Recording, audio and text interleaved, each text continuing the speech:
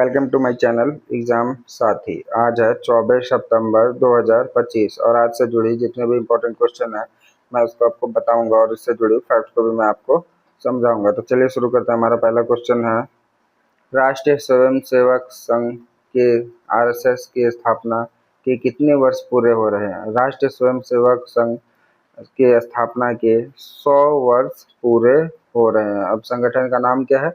राष्ट्रीय स्वयंसेवक संघ, आरएसएस। इसके संस्थापक कौन थे? डॉक्टर केशवराव बलराम हेडगेवार इसके संस्थापक थे। स्थापना तिथि क्या थी? 27 सितंबर 1925 को इसकी स्थापना तिथि थी। अब स्थापना का स्थान क्या था? नागपुर और महाराष्ट्र में। नागपुर महाराष्ट्र में है। इसका हेडक्वार्टर भी नागपुर और महाराष्ट्र में है। इसका उद्देश्य क्या है आरएसएस का? आरएसएस का उद्देश्य है भारत की एक शक्तिशाली और आत्मनिर्भर और सांस्कृतिक रूप से समृद्ध राष्ट्र बनाना और हिंदू संस्कृति और मूल्यों की रक्षा और प्रचार को आगे बढ़ाना। अब इसका कार्यकाल किसका किसका था? तो सबसे पहला कार्यकाल डॉक्टर केशवराव बलराम हेडगेवार था, जो संस्थापक भी थे। ये इनका कार्यकाल था 1925 से 1940 के बीच इनका कार्यकाल था। दूसरे कार्यकाल में कौन आए? एम.एस. गोलवलकर गुरुजी उर्फ गुरुजी। इनका कार्यकाल था 1940 से लेकर 1973 तक। अब तीसरे कौन थे कार्यकाल? बाला साहेब देवरस। तीसरे कार्यकाल में बाला साहेब देवरस 1973 से 1994 तक थे। चौथे कार्यकाल में कौन थे? राजेंद्र सिंह उर्फ राजू भैया। ये 1994 से 2000 तक थे। अब पांचवें कार्यकाल में कौन थे? के.एस. सुदर्शन। के.एस. सुदर्शन 2000 से लेकर 2009 तक के कार्यकाल में थे। और छठे कौन थे? मोहन भागवत। मोहन भागवत कौन थे? मोहन भागवत 2009 से 2000 अभी 25 तक, अभी करंट में भी, अभी वर्तमान में भी चल रहे हैं। इसके कार्यकाल में स्वयंसेवक संघ के अध्यक्ष हैं। अब आरएसएस का मुख्यालय कहाँ है? नागपुर महाराष्ट्र में। संघ की पहचान क्या है? शाखा स्वयंसेवक संघ, गणवेश, लाठी, देशभक्ति गीत, शारीरिक मानसिक अनुशंसा। आरएसएस के सहयोगी कौन थे? आरएसएस के सहयोगी कौन थे? विश्व हिंदू परिषद है, एबीवीपी है, फिर से सेवा भारती है, भारत विकास परिषद है, भारतीय मजदूर संघ आदि है। आरएसएस के राजनीतिक संपर्क किस पार्टी से है? इस आरएसएस के राजनीतिक संपर्क भारतीय जनता पार्टी से है। भारतीय जनता पार्टी से आरएसएस के राजनीतिक संबंध है। तो हमारा अगला क्वेश्चन है, 19वां भारत स्काउट्स एंड गाइड्स जिम्बोरा कहाँ आयोजित हो रहा है? तो इसका सही उत्तर है दोस्तों लखनऊ में। लखनऊ में इसका आयोजित हो रहा है। अब लखनऊ कहाँ पड़ता है दोस्तों? उत्तर प्रदेश में। उत्तर प्रदेश के चीफ मिनिस्टर कौन है दोस्तों? योगी आदित्यनाथ। चलिए अब देखते हैं इसकी जम्बूरी क्या होता है। जम्बूरी एक बहुत बड़ा राष्ट्रीय या अंतर्राष्ट्रीय स्काउट्स या गाइड शिविर होता है, जिसमें लोगों को गाइड किया जाता है अपनी जिम्मेदारी के थ्रू अपने काम को पूरा करने के लिए, जिसमें हजारों की संख्या में स्काउट्स या गाइड्स, रोवर्स, रेंजर्स, प्रशिक्षक, स्वयंसेवक भी भाग लेते हैं। इसकी स्थापना कब हुई थी जम्बूरी की? जम्बूरी की स्थापना हुई थी 7 नवंबर 1950 को। इसका मुख्यालय कहाँ है? नई दिल्ली में इसका मुख्यालय है। इसकी वैचारिक धारा क्या है जम्बूरी की? वैचारिक धारा है बी प्रिपेयर्ड, मतलब तैयार रहो, पहले से तैयार रहो। ये स्काउट्स का मूल मंत्र है। उद्देश्य क्या है? युवाओं में सेवा, नेतृत्व और आत्मनिर्भरता, नैतिक मूल्यों का विकास करना इसका काम है। अब हमारा अगला क्वेश्चन है, भारत स्काउट्स एंड गाइड्स जिम्बोरा का उद्घाटन कौन करेंगे? तो इसका उद्घाटन प्रधानमंत्री श्री नरेंद्र दामोदर दास मोदी जी करेंगे। और प्रधानमंत्री ने इस सितंबर में किस किस चीज़ का उद्घाटन किया?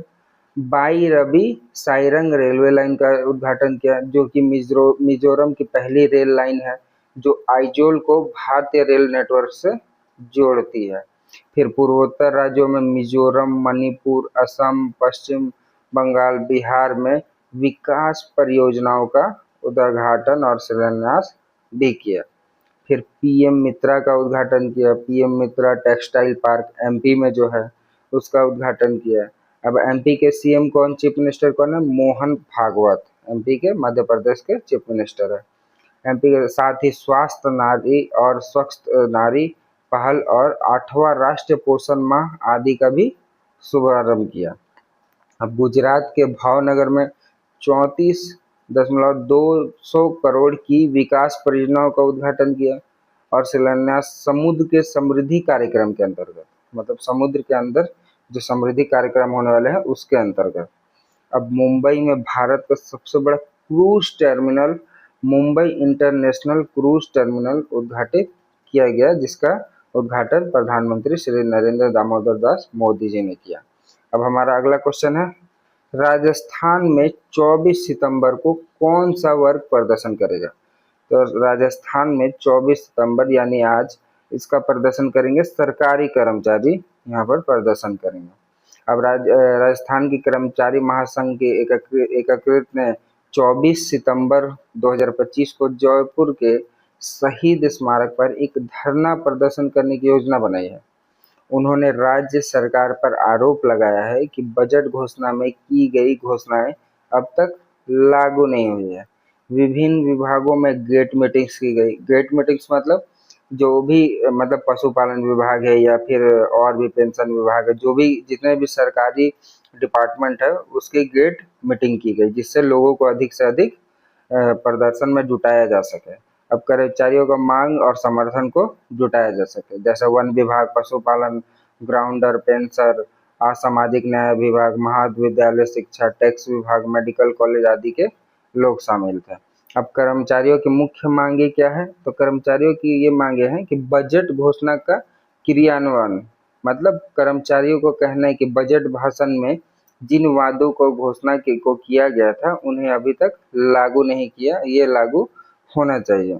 अब अनुभव अवधि में छूट क्या है? प्रमोशन में संविदा कर्मियों को प्रमोशन के समय अनुभव की अवधि से जो छूट बजट में घोषित की गई थी उसमें शर्तों के कारण वह लाभ नहीं मिल पा रहा है, उसको हटाया जाए। जैसे मंत्रालय कर्मचारी, जेल प्रहरी, प्रबंधन जैसे कैडर में रिव्यू, पूर्ण समीक्षा और पुनर्गठन रिक्वायरमेंट की मांग की गई है। अब संविदा क्या है? संविदा क्या है? जो कॉन्ट्रैक्टर लेवल में काम करते हैं, ठेकेदारी लेवल में काम करते हैं, उनको हम लोग संविदा कर्मियों कहते हैं। अब संविदा कर्मियों की समस्या क्या है? संविदा कर्मियों ने कहा है कि उन्हें प्रोन्नति, अनुभव, मानदंड, नियमितीकरण आदि संबंधित समस्याएं हैं। कई कॉन्ट्रैक्टर कर्मचारी लंबे समय से काम कर रहे हैं लेकिन उनकी कोई निश्चित अस्थायी स्थिति नहीं हुई है, मतलब वो लंबे समय तक किसी कंपनी के लिए काम कर रहे हैं मगर उनकी स्थिति को मतलब अस्थायी नहीं की गई है, वो अभी भी कॉन्ट्रैक्टर ही हैं। अब फिर कारण और नाराजगी का मूल मंत्र क्या है? जैसे बजट और घोषणाओं में लागू न करना, कर्मचारियों के विश्वास की कमी हो गई है।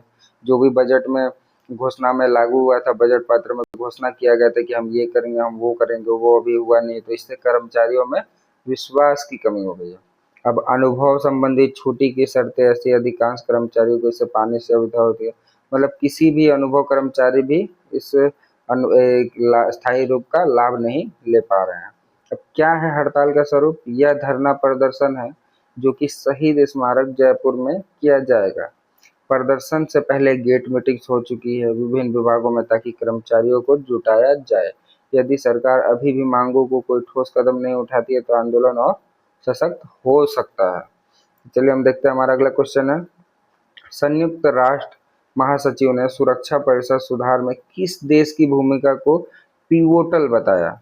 तो इसका सही उत्तर है दोस्तों भारत। भारत जिसका सही उत्तर है। अब महासचिव अंटोनियो गुटेरस ने कहा है कि सुरक्षा परिषद United nation security council UNSC में सुधार रिफॉर्म करना जरूरी है ताकि वर्तमान विश्व स्थितियों 2025 आदि को अधिक सटीक रूप से प्रतिबंधित ना करे कि सिर्फ उन परिस्थितियों को जो 1945 से 1946 में थी। इस बदलाव की प्रक्रिया में भारत की भूमिका को उन्होंने पिवोटल कहा है। और पिवोटल क्यों कहा है? मूल केंद्रित अहम बताया। पिवोटल का मतलब क्या होता है? मूल केंद्रित अहम बताया गया है, यानी कि सुधार की दिशा में भारत एक महत्वपूर्ण कड़ी हो सकता है। भारत एक महत्वपूर्ण कड़ी हो सकता है। यह पिवोटल भूमिका क्या है? विशुद्ध रूप से इस बात से जुड़ी है कि भारत कैसे यूएन प्रणाली में बहुपक्षवाद को समर्थन दे रहा है, कैसे उसकी भागीदारी बढ़ी है, कि किस तरह से वह सुरक्षा परिषद से सुधार की वकालत कर रहा है, मतलब यूएनएससी से रिफॉर्म की वकालत कर रहा है। चलिए हमारा अगला क्वेश्चन है, संयुक्त राष्ट्र महासभा यूएनजीए का 80वां अधिवेशन किस विषय पर आधारित है? तो इसका सही उत्तर है शांति, विकास और मानवाधिकार। शांति, विकास इसका सही उत्तर है। इसका उद्देश्य क्या है? संयुक्त राष्ट्र की स्थापना काल से अब तक की 80 वर्षों की उपलब्धियों को याद करते हुए शांति, विकास और मानवाधिकार क्षेत्र में वैश्विक सहयोग और साझा प्रतिबद्धता को मजबूत किया जाए। इसका मुख्यालय कहाँ है? संयुक्त राष्ट्र का मुख्यालय न्यूयॉर्क शहर, संयुक्त राज्य अमेरिका में स्थित है। हालांकि संयुक्त राष्ट्र के अन्य प्रमुख कार्यालय जिनेवा, वियना और नैरोबी में भी है, लेकिन महासभा की वार्षिक बैठकें मुख्यतः न्यूयॉर्क में होती है। अब इसके प्रमुख कौन है? इसके प्रमुख है डेनिस फ्रांसी है, त्रिनिदाद और टोबैगो राजनयिक है, और ये वह 80वें अधिवेशन 2025-26 के लिए महासभा के अध्यक्ष भी है। अब हमारा अगला क्वेश्चन है, 23 सितंबर 2025 को संयुक्त राष्ट्र महासभा ने अमेरिका की ओर से किससे संबोधन किया? इससे डोनाल्ड ट्रंप को संबोधन किया। डोनाल्ड ट्रंप ने इसके संबोधन किया। अब डोनाल्ड ट्रंप अमेरिका के राष्ट्रपति हैं। इनका जन्म 14 जून 1946 को न्यूयॉर्क, अमेरिका में हुआ।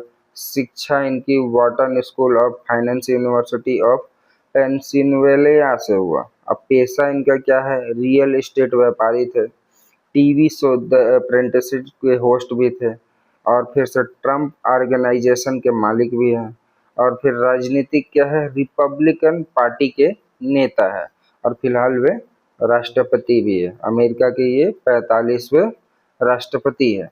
फिर 2025 में फिर से सक्रिय राजनीति में ये बिना किसी राजनीतिक या सैन्य अनुभव के राष्ट्रपति में फिर से पदोन्नति हुई। फिर इनकी परिवार कौन है? पत्नी है मेलानिया ट्रंप, 5 बच्चे हैं। विवादित रूप में इनके कौन कौन से हैं? विवादित बयान जिसे हम कहते हैं, नस्लीय बयान, फिर सशक्त अप्रवासी नीति, फिर 2 बार महाभियोग, 2 बार इनका महाभियोग हो चुका है। अब हमारा अगला क्वेश्चन है, 23 सितंबर को किस देश का राष्ट्रीय दिवस मनाया गया? तो 23 सितंबर को सऊदी अरब का राष्ट्रीय दिवस मनाया गया। अब सऊदी अरब के प्रिंस कौन है? सऊदी अरब के प्रिंस है हमारा मोहम्मद बिन सलमान सऊदी अरब के प्रिंस हैं। और इनकी अर्थव्यवस्था क्या है? मुख्य इनकी अर्थव्यवस्था है दुनिया की सबसे बड़ी तेल निर्यातक है। अर्थव्यवस्था इनकी जीडीपी इनकी 2024 के लगभग 1.1 ट्रिलियन और यूएस डॉलर है। फिर G20 देशों में शामिल है ये।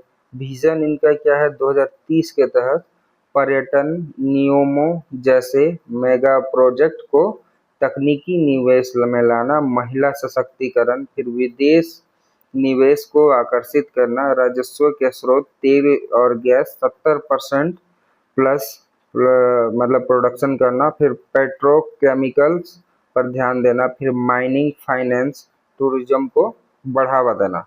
अब हमारा अगला क्वेश्चन है, एशियाई शेयर बाजार में हाल ही में तेजी किस कारण से आई है? तो एशियाई मतलब शेयर बाजार में हाल ही में तेजी कृत्रिम बुद्धिमत्ता से जुड़ी वृद्धि है, मतलब एआई से जुड़ी एक वृद्धि मानी जा रही है। अब एआई में निवेश और टेक क्षेत्र की बढ़त से इसको मतलब शेयर बाजार में वृद्धि आई है। अब जैसे हम लोग का Nvidia, OpenAI deal जैसे अन्य एआई प्रोजेक्ट्स जैसे टेक स्टॉक्स में उत्साह बढ़ा। फिर इस वजह से निवेशक टेक्नोलॉजी से जुड़ी कंपनियों में पैसा का प्रवाह कर रहे हैं। फिर चीन में नीति समर्थन और व्यापार तनाव में कुछ स्थिरता, जैसे चीन सरकार ने आर्थिक मजबूती के लिए प्रोत्साहन कदम उठाए हैं, जैसे कि बाजार में तरलता को बढ़ावा देना, फिर संपत्ति क्षेत्र को समर्थन देना, स्थानीय निवेश को बढ़ावा देना। फिर इसके साथ साथ चीन और यूएस के बीच व्यापार टैरिफ तनाव के बीच कुछ राहत की उम्मीदें भी बाजार को सकारात्मक रूप से बनाए हुए रखना। अब हमारा अगला क्वेश्चन है, ऑस्ट्रेलिया के किस दावे को खारिज किया है कि गर्भावस्था में पैरासीटामोल लेने से एडीएचडी ऑटिज्म हो सकता है? और ऑस्ट्रेलिया ने किसके दावे को खारिज किया है? डोनाल्ड ट्रंप का दावे को खारिज किया है कि एडीएच से ऑटिज्म हो सकता है। अब एडीएच क्या है? एडीएच का पूरा नाम है attention deficit hyper activity disorder. मतलब क्या है? ध्यान की, मतलब ये इसमें होने से ध्यान की कमी हो जाती है, अत्यधिक सक्रियता संबंधित विकार होता है। फिर एडीएच का एक स्नायु विकास संबंधी है, मतलब न्यूरो डेवलपमेंट विकार हो जाता है, जिसमें व्यक्ति को ध्यान केंद्रित करने में परेशानी होती है, बहुत ज़्यादा सक्रिय हाइपर एक्टिव रहता है, फिर बिना सोचे काम करने की प्रवृत्ति होती है। फिर आम लक्षण मतलब बार बार चीज़ें को भूल जाता है, एक जगह पर टिक कर काम नहीं कर पाता है। अब फिर इसमें किन में ज़्यादा होता है ये चीज़? अक्सर बचपन में शुरू होता है लेकिन बड़े होने पर भी रह सकता है। लड़कों में यह ज़्यादा देखने को मिलता है। अब ऑटिज्म क्या है? एएसडी क्या है? इसका पूरा नाम है ऑटिज्म स्पेक्ट्रम डिसऑर्डर। इसमें क्या होता है? स्वलीनता या आत्मविश्वास संबंधी विकार। मतलब स्वलीनता या आत्मविकास, आदमी का आत्मविश्वास घट जाता है, आत्मविकास। इसमें क्या क्या होता है? ऑटिज्म में एक विकासात्मक विकार होता है जो कि व्यक्ति की सामाजिक बातचीत, जो भी हम लोग व्यक्ति किसी सामाजिक बातचीत को कर रहे हैं या फिर बोलचाल या व्यवहार को फिर प्रभावित करता है, या व्यक्ति वो चिड़चिड़ाना उसमें आ जाता है। फिर आम लक्षण क्या है उसके? दूसरों से नजरें मिलाने या बात करने में कठिनाई होती है उसे। फिर भाषा बोलने में देरी या अलग अलग तरह से बोलना पड़ता है, बोलने लगता है वो। एक ही चीज को बार बार करना, जैसे कि सवाल बार बार पूछना। फिर बदलाव पसंद ना करना, एक ही दिनचर्या को दोहराना पसंद करना।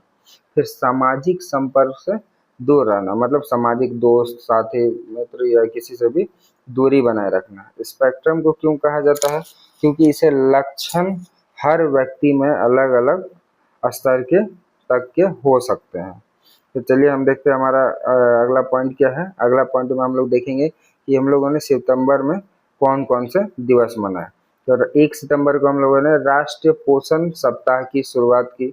2 सितंबर को हम लोगों ने विश्व नारियल दिवस मनाया। 5 सितंबर को शिक्षक दिवस मनाया। 7 सितंबर को विश्व दाढ़ी दिवस मनाया। 8 सितंबर को अंतर्राष्ट्रीय साक्षरता दिवस मनाया। 10 सितंबर को आत्महत्या रोकथाम दिवस मनाया।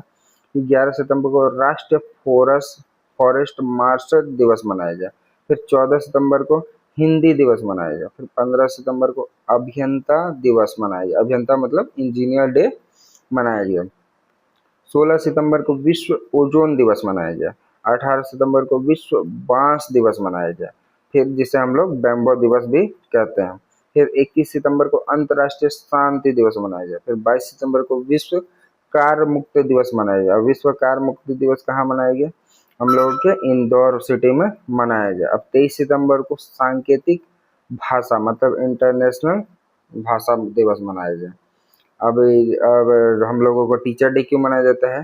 टीचर डे मनाने का एक मुख्य कारण है, यह दिन डॉक्टर सर्वपल्ली राधाकृष्ण की जयंती 5 सितंबर के उपलक्ष्य में मनाया जाता है, जो कि एक महान शिक्षक, दार्शनिक और भारत के दूसरे राष्ट्रपति भी थे।